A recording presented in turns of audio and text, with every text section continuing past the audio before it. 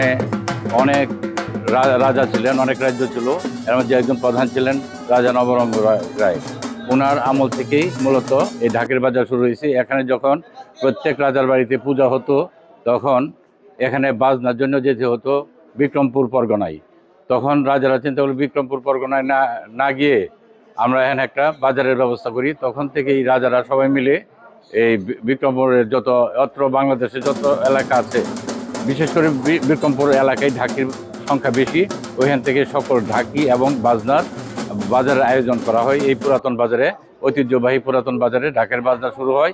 তখন থেকে মূলত এই ঢাকের বাজার শুরু হয়। কিশোরগঞ্জ জেলার কটিয়াদী থানার দিকে প্রতি বছরই বাজনা নেই। আর এই বাজনা বাজার 500 বছরের ঐতিহ্যবাহী বাজার। এই বাজার থেকে আমরা প্রতি বছরই ঢাক, ঢোল, বাঁশি নিয়ে যাই। এই বছর আমি একটা ঢাক, একটা ঢোল, করতাল নিয়েছি 40,000 টাকা দিয়ে। আর এটা আমি নিয়ে যাব আখাউড়া কসবাতে। আর এখানে বাজার দর খুবই ভালো, ভালো ঢাক পেয়েছি, মার পূজাতে নিয়ে যাচ্ছে।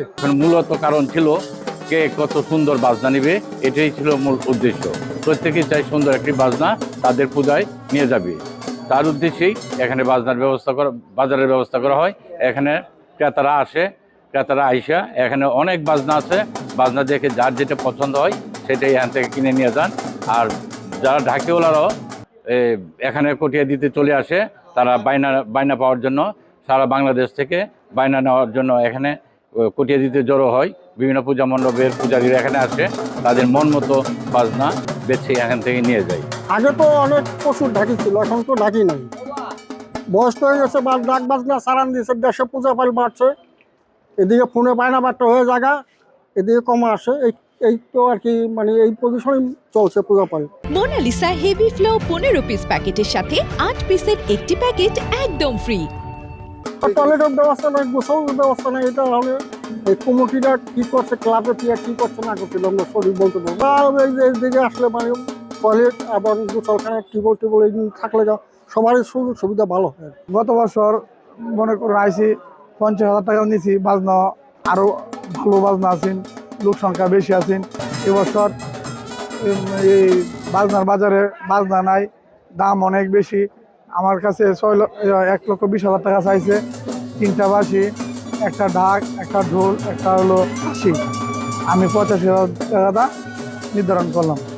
ঢাক ছাড়া, বাজনা ছাড়া মার পূজা, দুর্গা পূজা সমাপ্তিও না, এই বলে আমি সরাবন্দি নিছি। আমি আছি 6 জনিয়া, 3টা বাঁশি, ডাক, ঢোল, কাশি। আমি আজ 27 বছর ধরে আসি কৈঠাদি বাজারে। আমার বাইন হয়েছে 85,000 টাকা, যাইতেছে কিশোরগঞ্জ 32। আর ডাকে পূজা বেশি, ডাক বাটি কম, ডাকও কম, পাটিও কম, এই জন্য একটু দাম বেশি। গত 15 বছর পরে আসলাম। মনে করেন এখানে আসলে পরে আমরা 2-4 পয়সা কামাইয়া নিয়ে যাইতে পারি।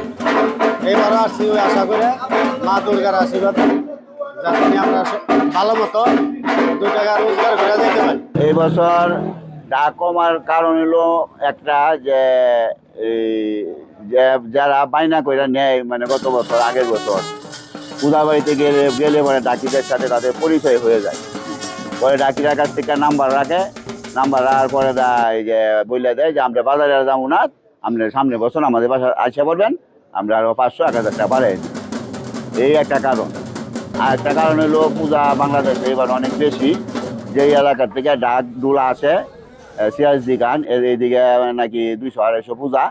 হ্যাঁ, তারা মনে করে এত দূর যাবো, অনেক সময় অনেক ডাকির তো যায়, আমরা কাছে মানে এরা বাইনা নিয়ে নি। এইসব কারণে ওই কটিয়াদি বাজারে ডাকের সংখ্যা একটু কম। এটা আমাদের কটিয়াদির একটা ঐতিহ্য, নট অনলি কটিয়াদি, এটা আমাদের দেশের একটা সনাতন ধর্মাবলম্বীদের একটা ঐতিহ্যবাহী হাট। এবং এখানে আমাদের টহল পার্টি আছে একটা, তারা টহল দিয়ে সাদা পোশাকে টহল দিচ্ছে, যে এখানে যাতে নিরাপত্তার কোনো বিঘ্ন না ঘটে সে বিষয়ে আমরা সজাগ আছি। জায়গার সংকট রয়েছে আমাদের, যে এই ঐতিহ্যবাহী ঢাকের হাটের এখানে এক পাশে হলো মাছ বাজার আর পাশে হলো সে ঢাকের হাট।